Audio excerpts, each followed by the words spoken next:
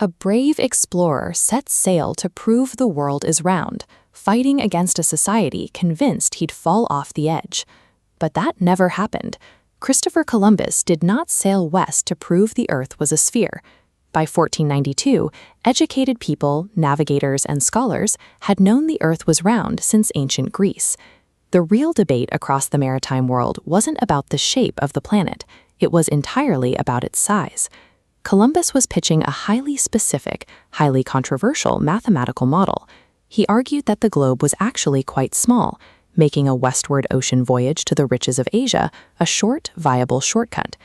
Columbus operated as an ambitious entrepreneur, aggressively lobbying European monarchs to fund a profitable trade route using a math model few experts believed in. To understand the danger, we must look at the ships he planned to use. These 15th-century caravels were fast, but incredibly cramped. A fleet like this could only physically carry enough food and fresh water to sustain a crew for a few thousand miles at sea. This cross-section of the globe illustrates the problem. Columbus estimated the distance from the Canary Islands to Japan to be roughly 2,400 nautical miles, fitting neatly within the ship's cargo limits. The actual distance to Japan is 10,600 nautical miles. If his math was wrong, the ships would reach their absolute point of no return long before spotting land. The crew would find themselves stranded in thousands of miles of empty ocean with empty barrels, guaranteeing death by starvation and dehydration. According to the actual geographic layout of our planet, attempting to sail from Spain to Asia in 1492 was a mathematically guaranteed suicide mission. This map reflects the geography of Ptolemy. While ancient Greeks accurately calculated the Earth's true circumference, Columbus threw those numbers out, favoring Ptolemy's underestimated measurements. He compounded this with a translation error, mistaking Alfraganus's estimates in Arabic miles for much shorter Roman miles. Comparing his model to the actual Earth, he shaved off a quarter of the planet. By multiplying a small circumference by the wrong unit, Columbus engineered a fictional Earth that was only 75% of its actual size. Through intense confirmation bias, Columbus designed a fictional miniature planet that existed nowhere but in his own head. But a smaller Earth still wasn't enough to make the trip feasible. He also needed Asia to be closer to Europe. He relied on highly exaggerated travel accounts from writers like Marco Polo and Marinus of Tyre to overestimate the width of the Eurasian landmass. This top-down view shows the distortion. The actual Eurasian continent spans 130 degrees. Columbus aggressively stretched his map eastward to 225 degrees. More land means less water. By artificially extending Asia, he reduced the unknown ocean to a narrow, traversable corridor. To make his business pitch look like a safe bet, Columbus mathematically erased the Pacific Ocean. The royal experts advising the courts of Portugal and Spain were not fools. They looked at Columbus's proposal, ran the exact same numbers, spotted his glaring unit mix-ups, and correctly rejected the pitch. Yet the Spanish monarchs ultimately caved. Fresh off the costly victory of the Reconquista, the crown was desperate for a competitive edge against Portugal.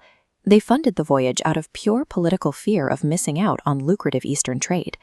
Columbus departed in August of 1492, catching the trade winds west. For weeks, they sailed an empty ocean with no land in sight.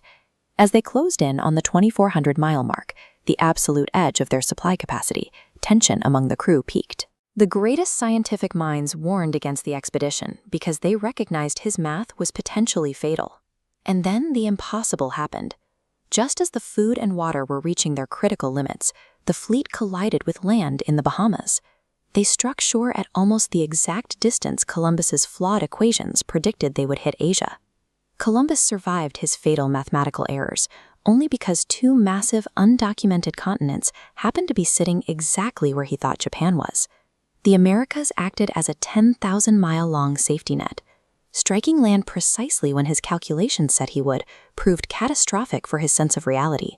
Instead of realizing a new landmass had just saved his life, the coincidental timing convinced Columbus that his deeply flawed geography was actually flawless. It was a complete geographical fluke. The expedition was rescued from starvation by pure chance, accidentally validating a completely incorrect hypothesis in the process.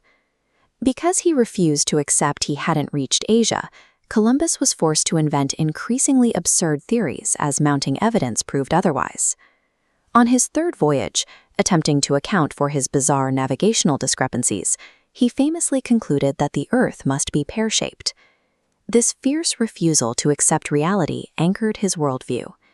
It led to the permanent misnaming of the indigenous populations as Indians, and ultimately contributed to his own downfall, ending in his arrest and removal as a colonial governor.